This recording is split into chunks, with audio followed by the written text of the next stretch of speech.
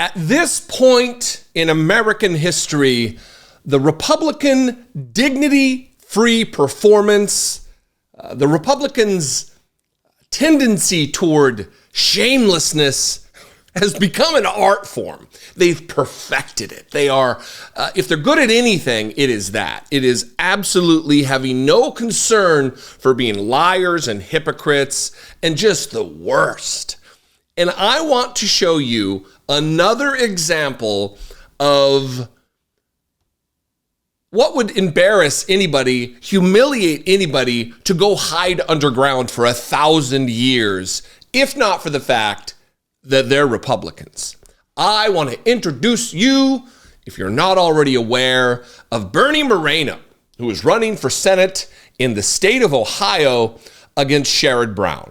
Sherrod Brown, a very good and decent man and a great senator, a great representative for Ohioans.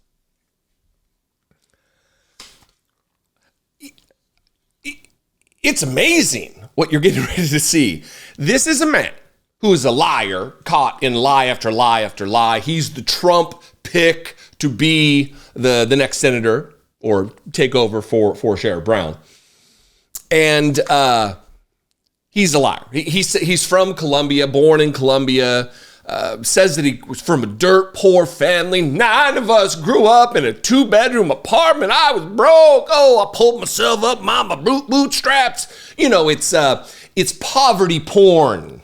It's bootstrap porn for Republicans. They lap it up. They can't get enough of these stories, which invariably oftentimes are absolute lies. And it is that the way it is with Bernie Moreno. He was raised by an exceedingly wealthy family in Colombia. They moved to the United States. One of his brothers is like the CEO of a massive corporation. His other brother was ambassador from Colombia to the United States. He himself is a multimillionaire. He didn't come from poverty. He knows nothing of growing up super poor. He lied about learning English by watching. This is another porn thing for Republicans. I learned how to speak English by watching speeches of Ronald Reagan.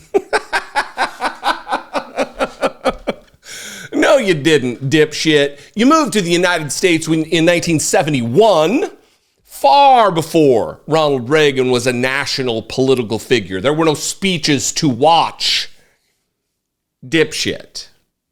But here's the clip. This is him standing outside of Sherrod Brown's office talking about, look, when I'm here, I'll answer all your questions. I'll be here, no question off limits. Nothing, he's not doing that. He's hiding behind his staff. He's hiding in his office. But when I'm here, man, there will be no restrictions. I will be here to answer any of your questions.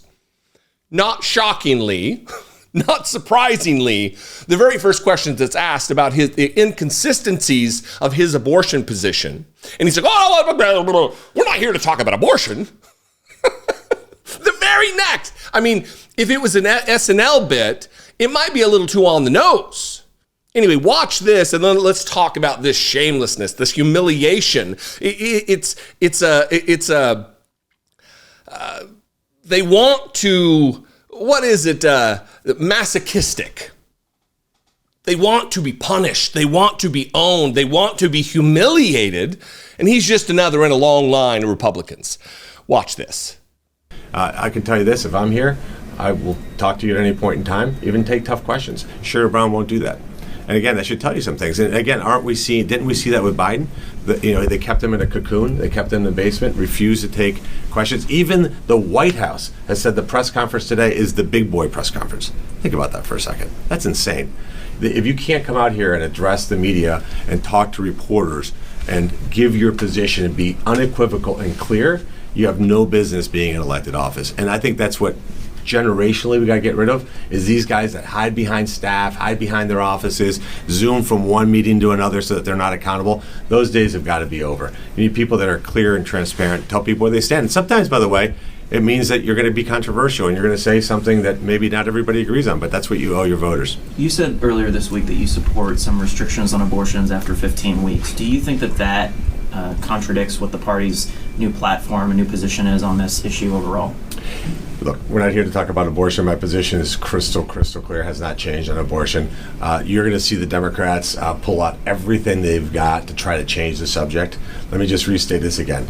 You have somebody at 1600 Pennsylvania Avenue that is incapable, does not have the mental acumen to complete his duties.